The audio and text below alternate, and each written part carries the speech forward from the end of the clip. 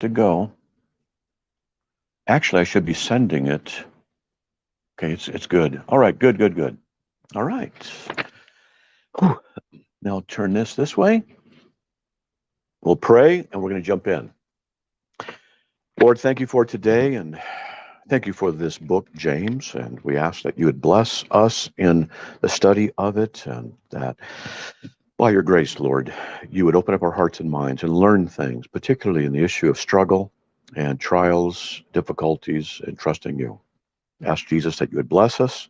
We give you thanks. We ask it in your name, Lord. Amen.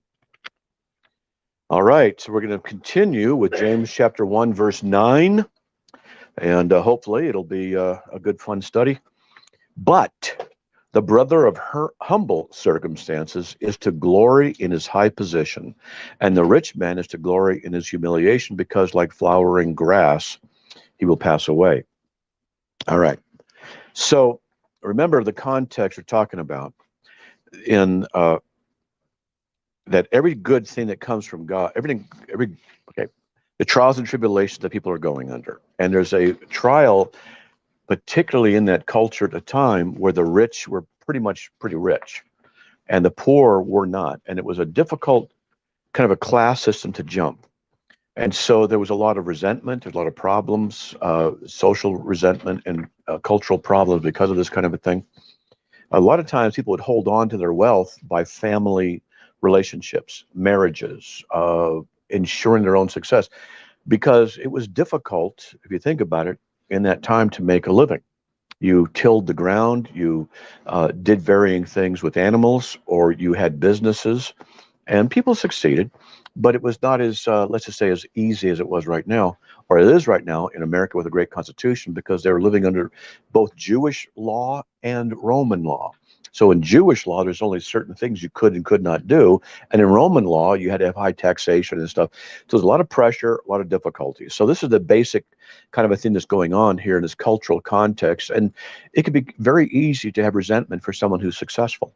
That actually took me a while to kind of get over years ago, when I realized I had a little bit of that. Well, that person's succeeding and I'm not. A little bit of jealousy, a little bit of this, a little bit of that. And it's just like, oh, I didn't know I had that problem. And so what I did was I learned how to rejoice in the fact that that person was being blessed by God, or that ministry by God, or that, by God, and God's doing his work there, and took my eyes off of that, put it on the Lord, what he got for me, and in the sense of being used and where I'm at in my condition. Also, Paul, he said he knew how to survive with a lot or with a little, in easy times and difficult times. The way to get through this is what we're going to have to talk about: how to get through our trials and tribulations. And when Anika and I've used this as an example multiple times. When Jacob was to be born and die, we our faith was never tested. It was never challenged. It just wasn't. We didn't blame God. We didn't get mad at God. We knew that God was allowing it for a reason, and we had to go through it together. And so we went through it together. And it's not like we're praising God through the whole thing and doing jumping jacks. It's great, but there was this. We're understanding because of God's sovereignty, and so we're able to move through. And how do you say this? We did pretty well. It doesn't really fit for that kind of circumstance, but you understand what I'm saying. We did a lot better than a lot of people who haven't, don't have the Lord. All right, so remember, faith is only as good as who you put it in. So if your faith is in a kind of a God that depends on your goodness to keep your salvation with him, you're going to have problems. If your God, however, is the one who is the sovereign king of all things and allows holoprosencephaly with your son, or Louis Dietz with your wife, or Asperger's with yourself, or whatever it might be, that there's obviously issues for people, then you have to wonder about God's sovereignty. I mean, you don't have to wonder about it. You say, he's allowed it. But he doesn't always tell us what the reason is. Now, I wish he would tell us the reason. I wish that he'd, once a week, okay, I'm going to give you the lowdown and why this has happened to you and what's going to happen to you. And I'd like that sometimes, as long as it's good stuff that's going to happen, because if it's going to be bad, like, I don't want to know anything. But I'd like to at least have to say the reason you got hit in the rear by that car is because, and then here it is. The reason that you're going through this is because, wouldn't that be nice? But it's not how God does things. So what we're called to do is to trust God beyond our ability to understand. Now, if you go to Proverbs 3:5, lean not in your understanding, but in all your ways acknowledge God and trust in him. Trust God beyond your ability to understand. Trust him because of who he is. Now, now that's just a precursor here of stuff, but because that's ultimately where our situation and what the case is. When we go to verse 9, but the brother of humble circumstances is to glory in his high position. The humble circumstances in the context here is dealing with the people who are poor. It doesn't have all the wealth and the power, the privilege and safety, but he has a high position because his high position is in Jesus. And the rich man is to glory in his humiliation because like flowering grass, he will pass away. What James is doing is demonstrating the equality between all people. So Elon Musk, for example, the richest man in the world, does all kinds of stuff. He's going to die. Now, he's not a Christian. How many of us would want to trade places with him? Not me. Not even for a second. I don't want that.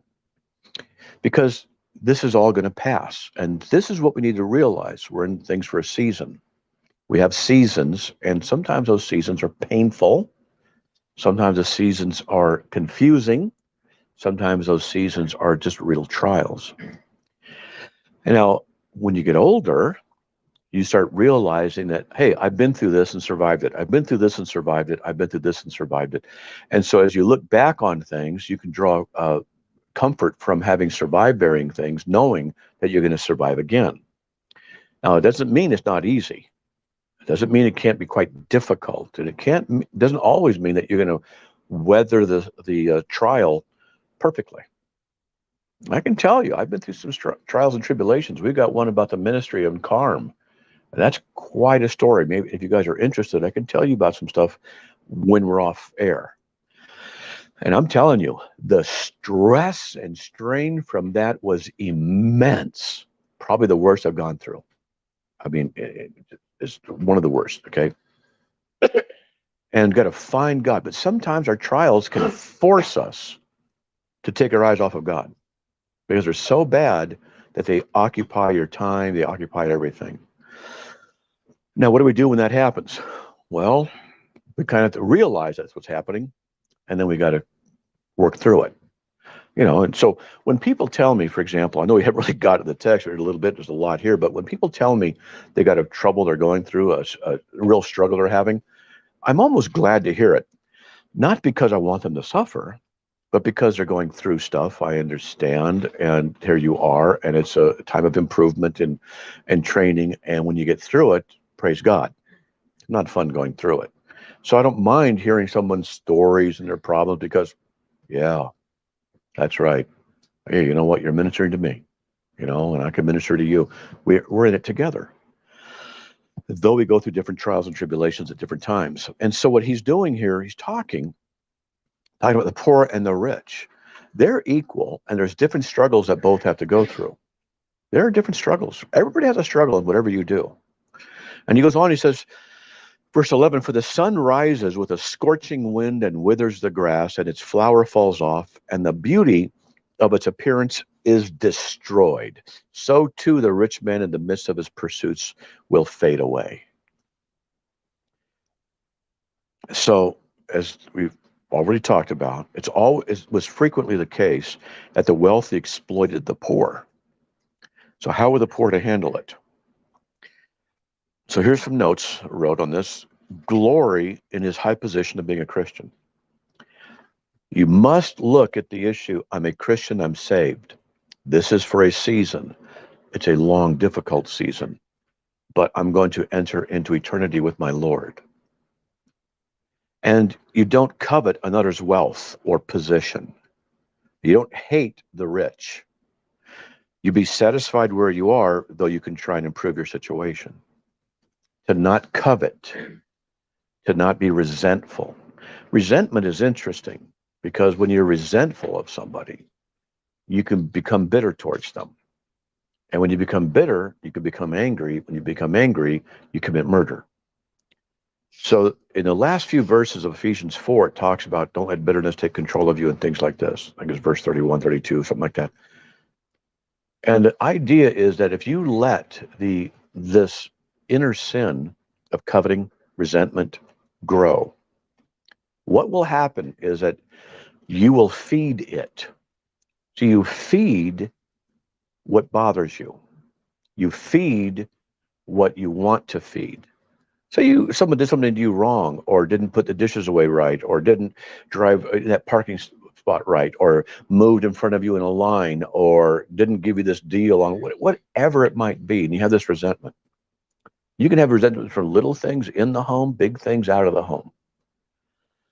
And how do you handle it, and what do you do? Where do you place it in your heart? You place it in that area where the cross is, or do you place it into a vault where you keep resentment about others? And remember what the Bible says in 1 Corinthians 13. Love doesn't remember things suffered, against you and things like this. And what's happening here, James is talking without saying it, but he's talking about the issue of the cross of Christ and the forgiveness that we have and our position with him. And we need to understand all of this. And because of that, we don't covet what that person has. And if they've done you wrong, maybe the rich person did undermine somebody. You know what? That poor person, that rich person is an example. Let's say a rich person lied to you. That poor person. Now, I actually know somebody, and we've talked about it over the past few months, where he entered into a business deal with someone. And the business deal went very badly, and he lost a lot of money. And he was taken advantage of by this other guy. And so what do you do with that? It injured him emotionally, mentally, financially. Now, he's recovered financially, and the Lord's blessed him, but he's disturbed by what happened. It really it upset him. We've talked, and he's not holding resentment against him, but he is. But he's not. But he is. But he's he's trying to work through it. And if he doesn't work through it, it can be something that festers and grows into strong resentment. Resentment can become the soil of true anger. And anger is something that is fertilized by self-righteousness. Self-righteousness is the fertilizer of anger, because anger is something that you say, I'm angry because look what that person did to me, or did not do for me, or whatever it is. And so it's self-righteous because I deserve this. Look at me. I shouldn't have been talked to like that. I shouldn't have been snaked by that guy with that business contract. I this, me that. And so self-righteousness feeds the anger, which is a fruit of resentment. And so there's a lot of problems here. So the resentment needs to be taken care of. The anger needs to be taken care of. And you need to stop with the self-righteousness, because it's easy to be self-righteous, because what if you really were wronged? They really did something wrong to you. You hold on to that anger because I should not have been wronged. That's self-righteousness. See, I don't deserve that. Look at me. And that combo is deceptive, because it is natural and correct. Yeah, you were wronged. Now, what are you going to do with it? You're going to hold on to it? That's what the devil wants you to do. He wants you to do that. And it's so comfortable and so easy to just hold on to that and think about it.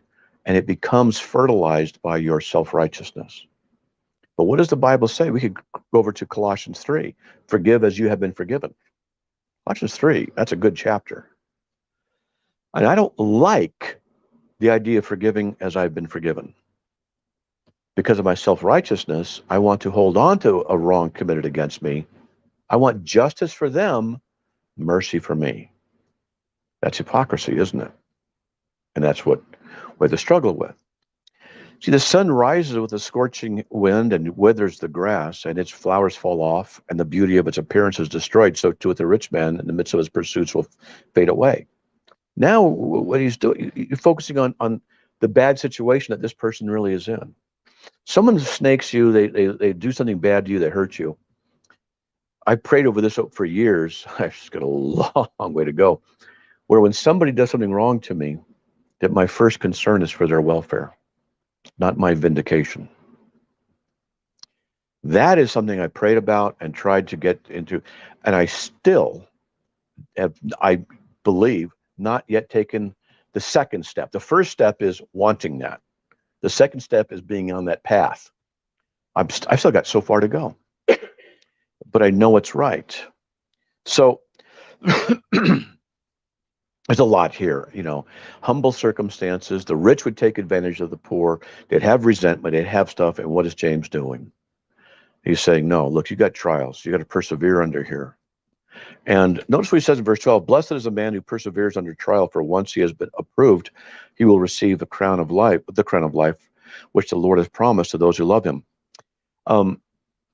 Sometimes the writers of the Bible say things that are annoying, that get in the way of my self-righteousness.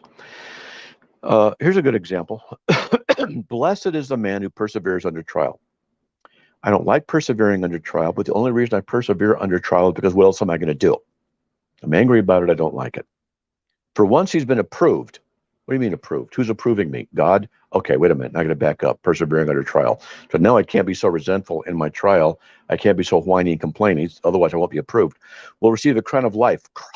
Okay, now this is far, far more spiritual than I wanted it to be, which the Lord has promised to those who love him. Okay, wait a minute. Now it's going too far.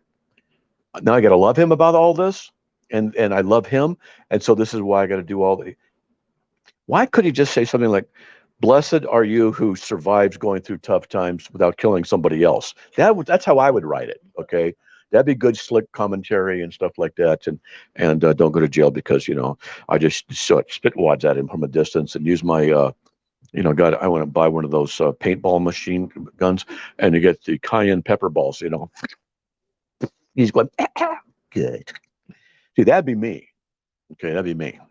But no, to those who love Jesus, you're blessed, receive the crown of life, and all of this is by the grace of God and not by our doing. So in the trials, we have to go through them. And how we go through them is important. Now, don't think that it's only talking about big trials. You can have a 5-second trial. You can have a short trial of something that can happen quickly and raise your ire. It's a trial. It's a temptation to justify anger, continue in anger. We all have done this, and how we deal with it. And as we progress towards a relationship with Christ in a deeper way, those trials should be less in their deleterious strength, shorter in their duration. Not necessarily, that's a note of that. Shorter in their power, lesser in their power upon us. I'll say it that way.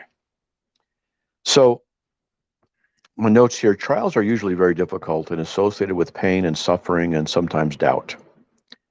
Now, I don't have any doubts when I go through trials about my Lord. I don't know how others are. That's just me. I'm not saying my way is the right way or whatever. I just don't see that a good or bad thing I'm going through has any bearing on what Jesus did in the cross. But, okay. What's that got to do with my relationship with Christ, And so, and that's how Neek is too. And so when, Jacob was born, or when she's going through her trials, and she's gone through a lot lately, never has it caused any doubt about God or his goodness. Not once, at least not in my heart. I'm assuming the same thing in her. I don't know her heart, but I've never heard her complain about God or God. Why are you, in a complaining way? It might be in a, why, how come you're allowing this, as an inquisitive way? But anyway, but we are blessed when we persevere through trials because it increases our faith and it glorifies God. So I've mentioned this before. I heard a preacher say this once, and it spoke to me. There's a man, hypothetical man, who's got a certain sin, and he falls into the sin once every month or 2 or 3. And every month or 2 or 3, when he falls into it, what he does is he goes to the cross. Lord, Please help me deliver from this. I'm sorry. I fell into it again. Please forgive me. He repents. 3 months later, does it again, and he asks God for deliverance, and it goes through his entire life like that. And he never has complete victory over it. Might have 6 months where he doesn't fall into it. Might be twice in a month where he falls into it, but his whole life, and he goes to the cross. Now the question is, has he glorified God? Now some could say, well, of course not, because he didn't have true repentance and didn't truly uh, stop his sinning in that area. On the other hand, he was constantly depending on the blood of Christ, constantly recognizing his own sin and depending on it. Now, I'm not saying it's okay to sin, but it certainly is a glory to God if he heals a person. When I became a Christian, I used to be very foul-mouthed, very. Became a Christian, it was gone. There was no effort. It just wasn't there anymore. Just gone. You know, it was my pagan friends would even say, man, you cuss too much. And I became a Christian. I just didn't do it anymore. But there's some other things, they weren't just gone. Still struggling with some of those things. We can never rid ourselves. That's right. Ask for strength and forgiveness. That's what we do. It's a difficult challenge. Yeah. And recognize that. That's a big step. Yeah. Yeah. And then it teaches us to rely on him beyond our ability to understand. From Proverbs 3:5. Just keep trusting him, and that does glorify him. So I'm not saying, hey, let's go sin that grace may abound and we can glorify God. Romans 6:1-3 talks negatively about that. No, but Lord, boy, do I need you. It is proof of how much I need you. And that glorifies God. And I like that. So number 3.3 here, from the Christian perspective of trusting God's sovereignty in our lives, we can rejoice that God is in control even when things are difficult. Now, see Ephesians 1:11, where it says God works all things after the counsel of his will. That's another verse that can be both comforting and annoying, depending on how you look at it. Because if he works all things after the counsel of his will, then everything that occurs, good and bad, is after the counsel of his will. I take comfort that it's all according to his plan, but it bothers me that he's allowed it. But I don't grumble. I just trust beyond my ability to understand. This is where theology comes in handy. When you have the sovereignty of God, just like on the radio show today when we talked about election, and the guy said, after I explained it, he goes, it is so freeing. He says, yeah, you're secure in Christ. He loves you no matter what. You're free. It's easy. Now, walking it isn't so easy, but don't have to worry about how good you are to keep yourself right with God. It's so freeing. So there's comfort in that. But then we have this thing of bewilderment. And we don't want to fail our test and our trial by taking our eyes off of Christ. Now we can glance to the side here and there, and why is this happening? And why'd you say that? Why'd you not do that? Why'd that person lie to me about that? Whatever it might be. But our gaze must be upon our Lord through all of these things as we say, I don't understand, but you're the one in control. It's easy to say, not easy to do. But the older we get and the worse trials we go through, the better the outcome in our faith and glory to God is. I was going through some real major stuff here. And so Anika and I having gone through some very serious stuff ourselves, you know. In fact, I'll talk to you, if you guys are interested, I'll bring it up about the stuff after the thing. I was with the car ministry from years ago. That you can see God's hand through them. Even sometimes, though, you get through them, you don't see God's hand. That can happen. Sometimes they can be so difficult, you can't see them. They can be so damaging that you don't see. You can find things in it, but sometimes we are actually wounded severely by things. And yet God is with us and he's comforting us through it. So when I talk to people and they confide in me about the struggles they're going through, all this is, there in my head. It's like, and they say, and I'm just angry at God. I can understand. Let's talk. I get it. Let's just talk through it. And then I lay some foundations of theology down and slowly, without lecturing them, and we just talk as far as I think is necessary to go through to help comfort somebody and things like that. Except some people you can't talk to. There's some, people. What was that? Oh, you're listening. Oh, I'm sorry. Visual age. That's right. Oh, that's right. Need some stick figures drawn with an arrow. Cave paintings. I like that. That's good. Cave paintings. Okay, verse 13. Now, this is important. Let no one say when he's tempted, I'm being tempted by God, for God cannot be tempted by evil, and he himself does not tempt anyone, of course, to do any evil. But each one is tempted when he's carried away and enticed by his own lust. Oh, I know that one. So, you can't tempt God, right? But look down to point 4. It says Psalm 106, 13 through 14. They quickly forgot his works. They did not wait for his counsel, but craved intensely in the wilderness and tempted God in the desert. Wait a minute. No, God can't be tempted, but they tempted God.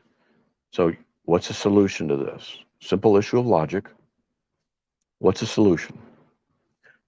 God can't be tempted, but they tempted God. Contradiction, right? No. Anybody have an answer? Because it's all right. What? Because of their actions, they were so. Their actions were so negative. So they're angry at God.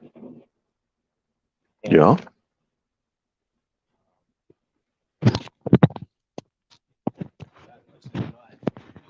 Okay. That's right. That's true. So let's focus on the issue of great temptation, right? What were you going to say something, Tracy? Oh, well, God can't be tempted. But people will try to tempt God. Right. That's the They'll issue. There's an external temptation and an internal temptation. External. Hey, Matt, you want to not have dinner with your wife and go to the football game? That's an external temptation. I'm not tempted at all. In fact, I would be dreading doing something like that because it would be boring. Just a bunch of guys with striped things running around, looking at other people, throwing flags at them while they fall down after a weird shaped ball. I'm not interested in that. So, but they said, you want to go out to dinner, but there's a sale at a computer store on M.2s. And if you show up, you get it guaranteed at 50% off. Now I'm tempted. Okay.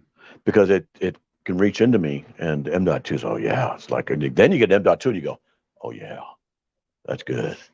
They're really nice. Okay. So, I'm obviously got some issues about my computer stuff. A costume party, all about aliens. Now that would be good. I could be tempted by going to a costume party but aliens. I want to dress up. Segue right I'm sorry. So they offered a temptation to him that wasn't a temptation. And that's what's going on there. So he can't be tempted. There's nothing that's internally going to cause God to wonder or be tempted. For God can't be tempted by evil. It's just not possible. And he himself does not tempt anyone. He doesn't tempt anybody to do anything evil. But each one is tempted when he's carried away and enticed by his own lust. Now let's talk about the internal temptation. So the temptation here is about finances and being poor and things like that. But we've already gone over a lot of what we're talking about here, what this is. But people, verse number 2 here, subpoint, they could easily say that they are tempted by their circumstances and even blame God for it. My circumstances are bad and you're the one in control. This is why I'm going through this. You better be careful who you talk to like that. Yep. Now there's a difference between I'm inquiring because I want to know why God would allow that for my benefit. And there's the other, I don't like what he did. Why would he do that to me? And they're complaining. The attitude is the issue. But yeah, and Fine line. yes, there can be. It's attitudinal. Because me, as an apologist, okay, why would God do that? Okay, I want to get reasons 1, 2, 3, 4, 5. Let's talk about them. But if God let something happen to me and I'm going, why did you do that? That's defiance and that's different. And that's when God can come down and go, Like this last week, I can't tell you how many things broke. broke? Yes, things. Like what? The weed eater. The weed eater broke? Yeah. Trying to cut his hair, that thing broke. The weed, use a weed eater on his hair? Yeah, But there's not much there. well. Not anymore, there's not. Not, yeah, use a weed eater on his hair. No wonder it broke. Hold still. Hey, taking shots at everybody. It was onslaughts of Yeah, one thing, yeah. another, under another. You're like, what's happening? Okay, more patience. I start going, grab it. I didn't ask for patience. Okay, I guess I need more. Have any of you ever prayed for patience? I did. I need more. You do it once. I did. But you know what? It's an opportunity to sometimes. I can think of a lot of different scenarios, but that particular, I used it as a witness. And I Weed eater? Yeah, yeah. But it's true. You bring up, "God must be testing me." He's testing. And I could find out if they believe, if they Mhm. Yeah. So that those situations. Yeah, we have our tests and temptations. That's right. So I am curious though, has anyone actually prayed to God to ask him to teach you how to be more patient? Quit that a long time ago. Yeah. I did that So once. I did it once, and I remember where I was when I retracted the prayer 6 months later. Yeah, I said, Lord, thank you, but can I just Scripture. pull that one back? Yeah, I've done. I was turning left to go to our apartments at the Arco station there in Escondido before we went up the hill to the apartments. That's where I was at the light. It was going like, yeah, you can bring trials on yourself. Mhm. So, what if you say, make me more like Jesus? Okay. I prayed before, because I'm having a bad day or something, I'm hurting or whatever. Yeah. Lord, how come? Wait, scratch that. I'm gonna say something stupid. Yeah. I mean, that's Yeah. what I'm saying to God. Forget I said that. Forget where I'm Oh. going. I'm going somewhere else. Yeah. Uh-huh. And sometimes about prayer, that brings it up, is sometimes I don't want to pray because I'm going to mess it up. Why even pray? Because he knows what I need, but I want to ask stuff, but it's probably I'm asking something wrong because I don't have the full picture. So I'll pray something and then I'll say, nevertheless, not my will, but your will be done, and go forward. But yeah, I need that fellowship with him anyway. 55:9. My ways are higher than your ways. My thoughts are. Isaiah 55:9. Isaiah 55:9. Oh, I didn't know that. Good. I like that one. Sit down in your chair there. There's a heaven there above the earth. Because of my hearing problem, I thought you said Highway 559. I'm like, I'm missing something. Yeah. Isaiah, you said my ways are, and I only heard that one part. So highways are my. Yeah, so I'm like, I'll get it in a second, but it's obviously got a problem here. So, hey, you might as well have fun with it. It's Isaiah 55:9. I believe it's. No, I'm not going to memorize it because I might memorize it wrong if you're not sure. All right, so we have 14:2:2. Our temptations and trials show us both God and ourselves. We've talked about this before. And I like what I find in God. I don't like what I find in myself. That's basically how it is. And if there's anything good in my trial that I find in myself, the only thing I can say is, that was you. I can't take credit for anything. That's just what it is. So it shows us his sovereignty, and we need to look for what he's teaching us in that trial, and shows us in ourselves our strength or weakness as it relates to faith in God's will. So that's important. So here's a question for you guys. What would you do if you found yourself destitute, without home, without income? Would you steal? Would you lie?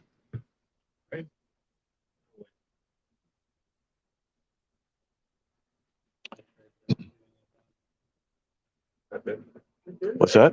You been there? I've been there. Nothing. Zero. Nothing. No home, Lost it all. no money. What did we do? The Lord came through. He comes through. Just keep trying, and it all came to us. What would you do if you lost your home and you're living in a car? You don't have any income. Now, that's kind of an unfair situation. What are you going to do? I've thought about it. I'd go to Walmart, and just talk to the manager and say, "Do you have food you're throwing out? I mean, I got nothing. I'm dying." Or I'd get a sign and say, "I got no gas money." Do what people do. There's a point where that's what our problem in the world, in our country, is that people stop. And for us, we didn't stop. We kept Yeah. searching, seeking, trying. Kept and going. Things came about. Hmm. We didn't sit and self-pity Right. and expected everybody to fix our problems or get angry at anybody. We just tried. We saw, we prayed, and it came. And you did stuff. Didn't Yeah. sit down and do Sit nothing. around. Yeah. We could have stayed in our car and camped out somewhere, but we sought out. Yeah. And a house came to us. And we had a home. Yeah. And we got to live there rent-free for almost 5 years. Wow. Well, we worked too. And it's an Yeah. extreme Yeah, but- story. Yeah. It was. To hear the story is unbelievable. Yeah. You told us. I remember. Yes. It's like, what? Yeah. Really? Yeah. How's that working? Unbelievable. Yeah. Then my brother, when he became a skinhead, Yeah. Skinhead. Uh-huh. when he was younger, he lived on the streets with his gang. And they dive in dumpsters at McDonald's, or that's how they lived. That's how they ate. Yeah. And did whatever else they did. So they survived. But I think Well- that's a different road there.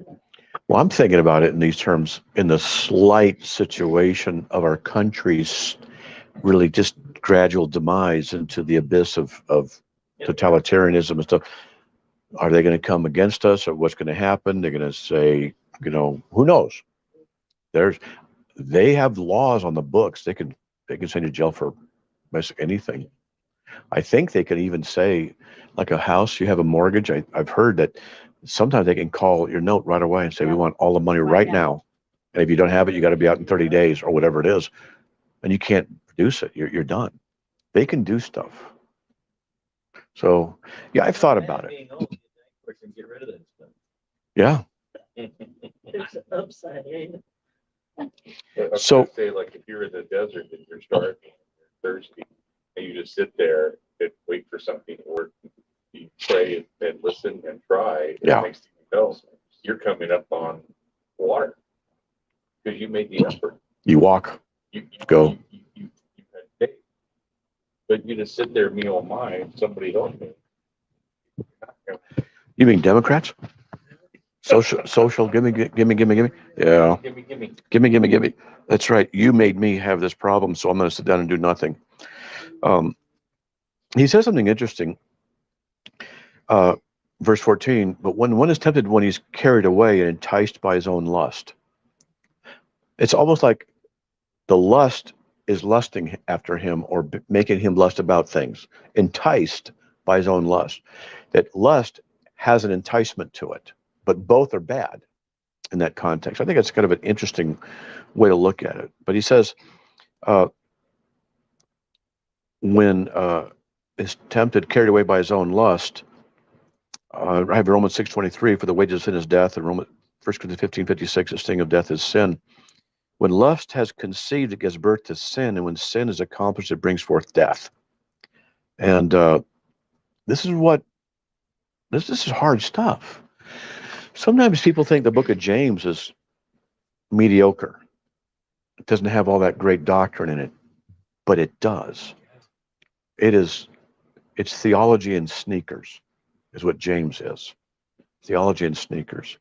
Romans is more just theology in a lot of ways, but this is theology with sneakers on it. And those sneakers get dirty and ragged because that's life. So what do you do when? And that's what he's talking about. And so he goes on, he says, do not be deceived, my brethren. Every good thing given and every perfect gift is from above, coming down from the Father of lights, with whom there is no variation or shifting shadow. So, very simple. Don't be deceived, because you need to know that that which is good comes from God.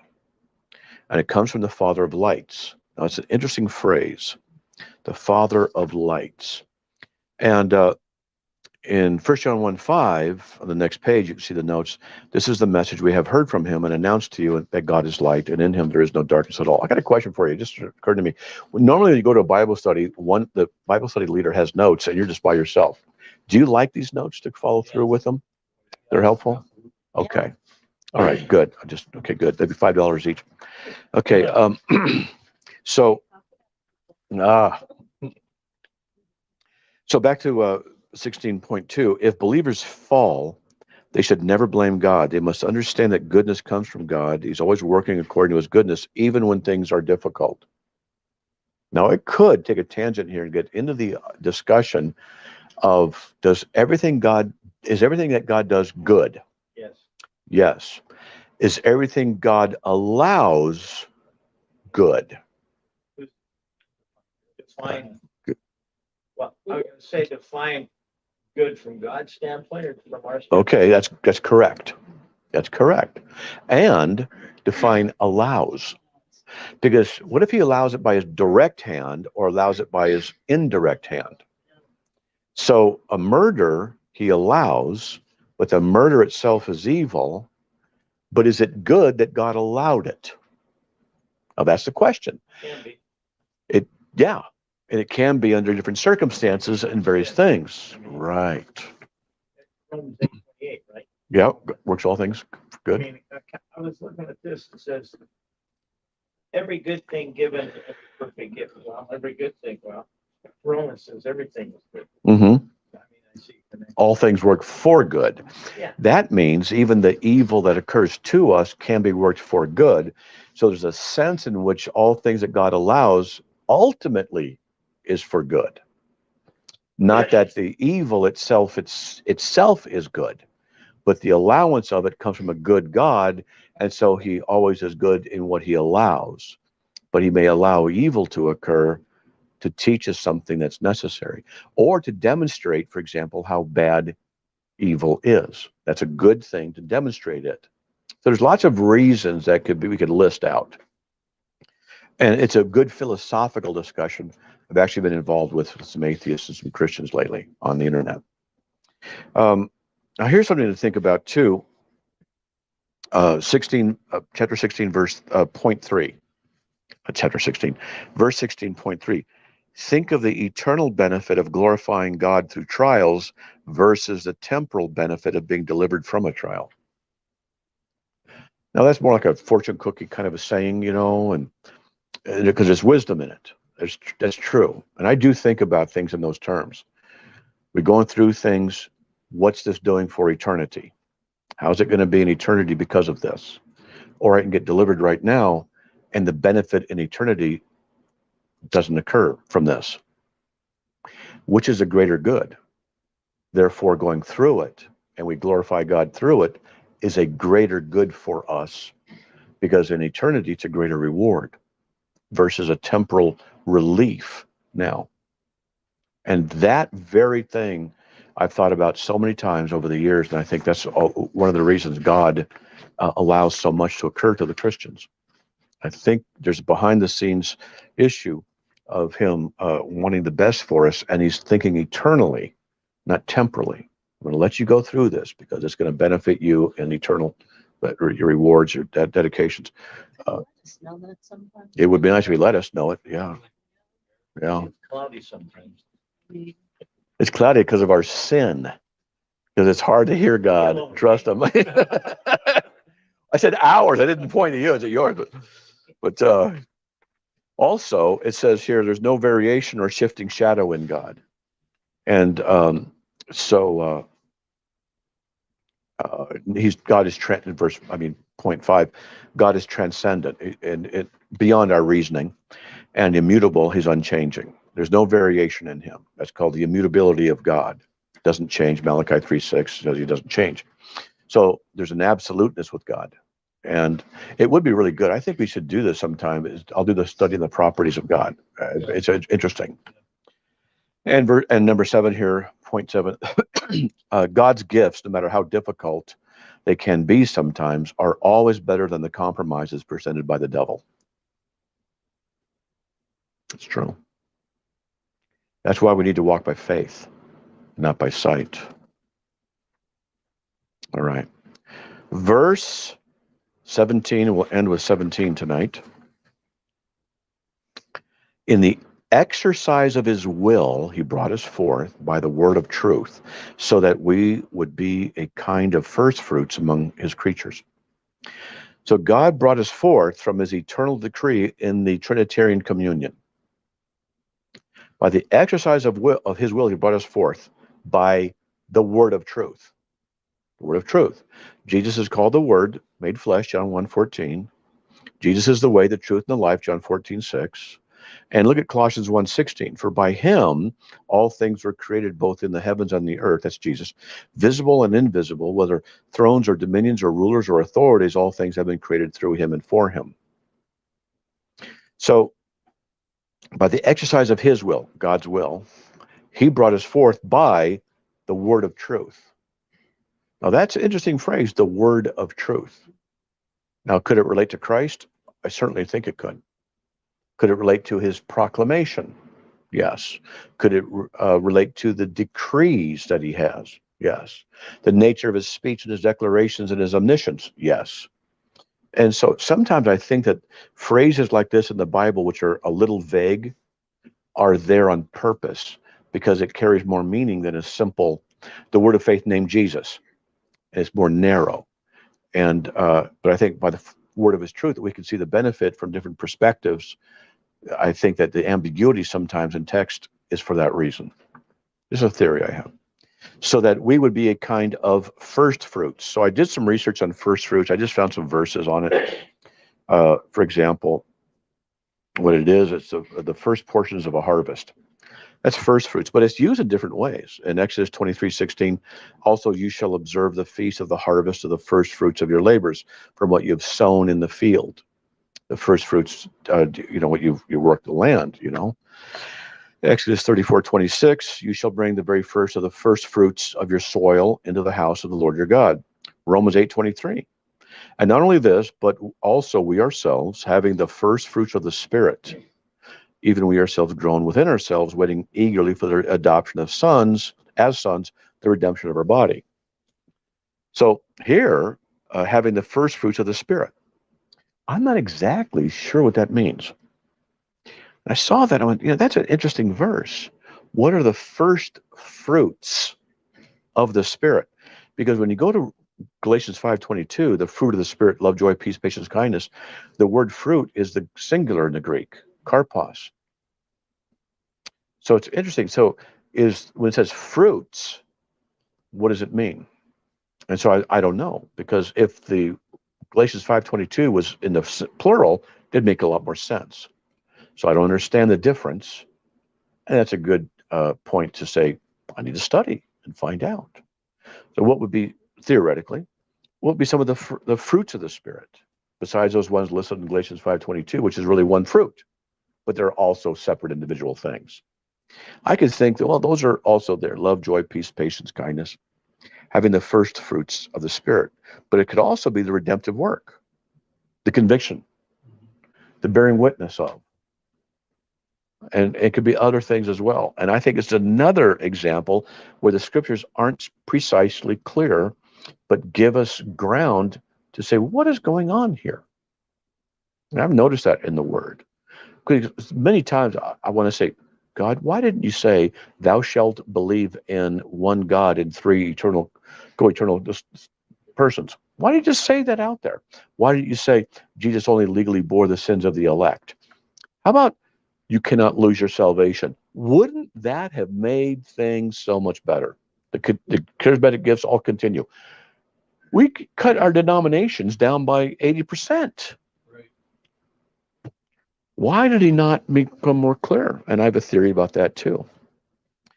So that we would have more of an opportunity to show love to one another and the differences of opinion and the things we don't know about. Enough what? Things to argue about. Oh, yeah. Yeah. Well, I don't think so. Turn this guy out. Boy, she's on you tonight. Not you. Throw this guy out. Wow. Okay. What did you do? Man. You tried to move her chair and she said, Take it. So 1 Corinthians 15:20, but now Christ has been raised from the dead, the first fruits of those who are asleep. Now that makes sense. He's the first one resurrected in his glorified body.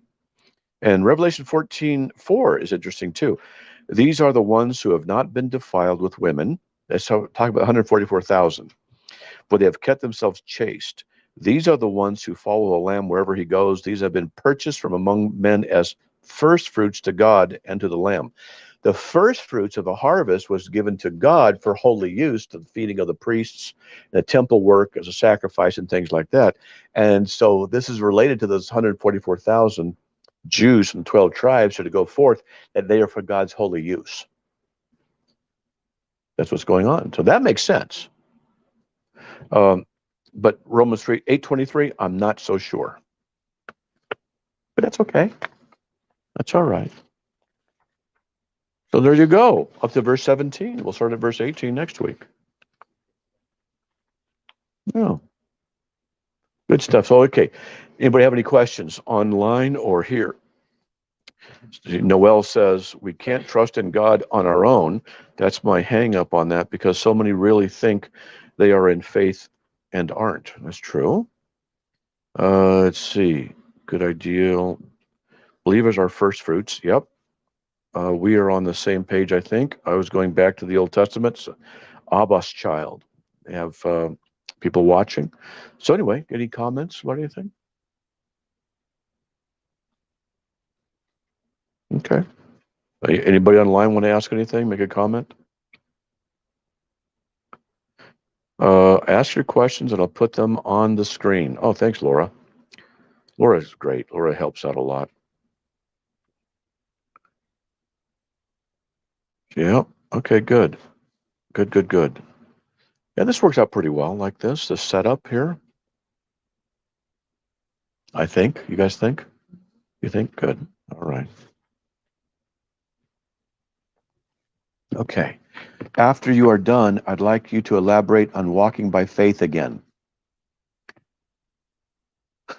How does it mean to walk by faith? It means to decide to trust God beyond your ability to understand any or see any solution. You relinquish your heart to him and say, I just trust you. Just trust you. Walk by spirit. Yeah. You know, here's a true story. I was in Portland, Oregon with Ken, and we went to a place and we were witnessing out front. And I had a leather jacket on because it was cool. And we're witnessing and talking to people and passing out tracts and the whole bit. And we're walking back to the car after a couple of hours, and I saw a business card on the ground and picked it up, and it had Gentlemen's Club on it. Gentlemen's Club, free entrance, whatever. And Ken and I talked about it, and I thought, oh man, look at that. And it was just around the corner. We walked by it, we saw the sign for it. But he said, man, you know what? that might be a good idea for a witnessing thing for Carm, you know, whatever it is. It was a Carm idea. And I go, okay, and I put it in my pocket. Okay, no big deal. So, well, I'm not going to litter. I don't want to go back and litter, right? So guess what happens a few weeks later? Anik comes to me with this card because she found it in my wallet, right? And to be the life of me, I didn't really remember. It was just a quick thing, only lasted like a minute. That's exactly right. So I'm sitting there going, I remember saying this, going, I don't remember how it got it. I remembered after we, no, but it's the truth. But at the time I didn't remember. But I remembered it afterwards. I'll tell you this, the chronology, how Nick had to just trust, and she did. Is I told her, I said, because at the time it'd been a few weeks, and it was like a real quick thing. But oh yeah, and I'd forgotten about it. What's this? I don't know. How to get there? I don't know. We're out in Portland. Maybe someone put it in my pocket. I'm trying to think. I couldn't remember it, right? And so she had her suspicions, and that she decided to trust me. Okay, because she just chose to. Because I'm laughing. Yeah, it's true. Yeah, I'm laughing. I'm laughing. I remember I'm laughing because it looked bad, and I had no answer. But I knew I didn't go there. So I'm going, oh man, this is just bad. So laughing made it worse, which made me laugh more because it made it look worse. So I'm like, oh, I can't get out of this, you know. So she's suspicious, but after a while, I said before the Lord, I didn't, you know, she chose to believe me, okay. And a week or so later, I'm talking to Ken, and something came up. He goes about it or something. He goes, dude, don't you remember? And he told me we were walking, dang it, and then it all came back to me, and now I can still remember it, where it was the whole bit. And I said, it's a Nick, and go, look, Ken said that, you know. And I said, Ken, don't make a joke out of this one because, you know, okay, tell the truth, you know. It's like I was hanging by a thread, and but there's an example of she trusted me.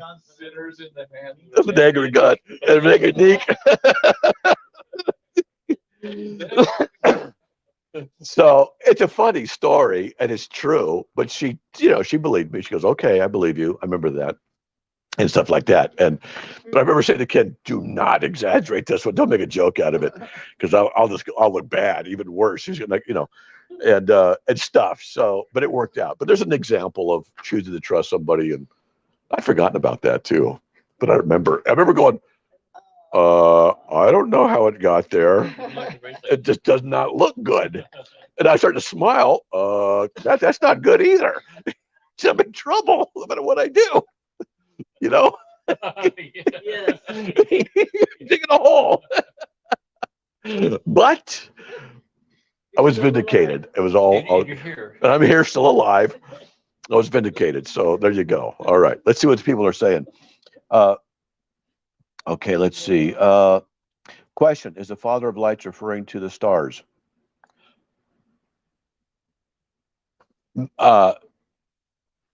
I don't know. I can't say yes, can't say no, because I don't know what it does mean, so I'm not sure what it doesn't mean. A Father of Lights, it could be the luminaries, but I don't think so. I think it's just basically talking about the God is light, and the Father of Lights. So that's a good question, though, Randall. I just don't have a good answer. I don't know what it means, to be honest. Noel says, Randall, I think of when Jesus said, I am the light. That's true. Randall, Jesus is the morning star in the book of Revelation. I'm working on an article on that, actually. Look at the screen, Matt. Well, should look at the screen. I just did. I was just wondering if this particular text was being literal in our physical world. Yeah, it's a good question, Randall. Those are the right kinds of questions. I don't believe there's really any bad. Well, there are bad questions, but for the most part, when you're asking serious questions about a text, it might be a little off base. You think, I think it might be. I'm going to ask it anyway. That's a good question, because sometimes it leads to something else, and sometimes it doesn't. That's okay. A question for Matt: did Adam sin in his mind first when tempted by Satan in his mind before the fruit? I don't know, James, but I don't know what his mind was thinking. It doesn't tell us. Doesn't tell us. I don't know what he was thinking. Don't know how much he thought. Don't know if he was just naive. And okay, who knows? speculating. Yeah, just be speculating, so don't know. So, just wondering, okay, there you go. So when I said, Ken, I'll wait for I'll tell you a little funny something happened today. So a friend of ours came over, Nathan, and I have this lock I've been trying to get working on a punch code lock. Dee, dee, dee, dee. And I put one in, bought one, and couldn't get it to work.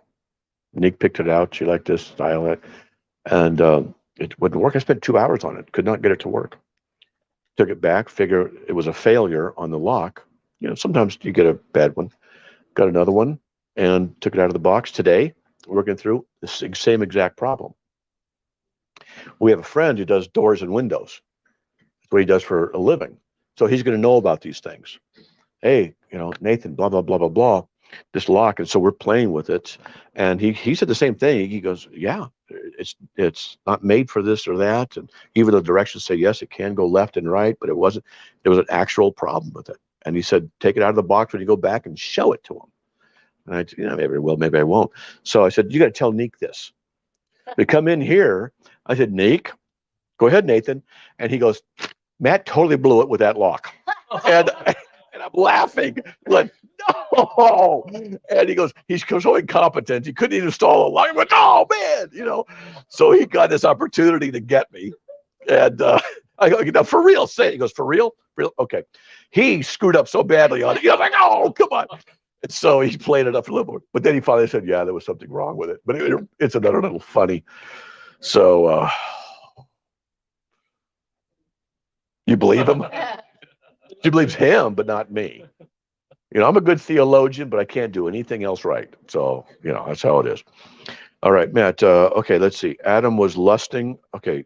Well, maybe after his wife. Thanks, Matt Anik, for attending Saints. James Sanborn. Okay, very good. All right. Nobody has any questions, comments? We can close it up, move along. Okay, we'll get on it next week. All right, sound good? Okay. Sounds good. Then we just sit here. All right, everybody. God bless. Hope you enjoyed the study. Thanks, guys and gals. See ya. All right, bye. Okay.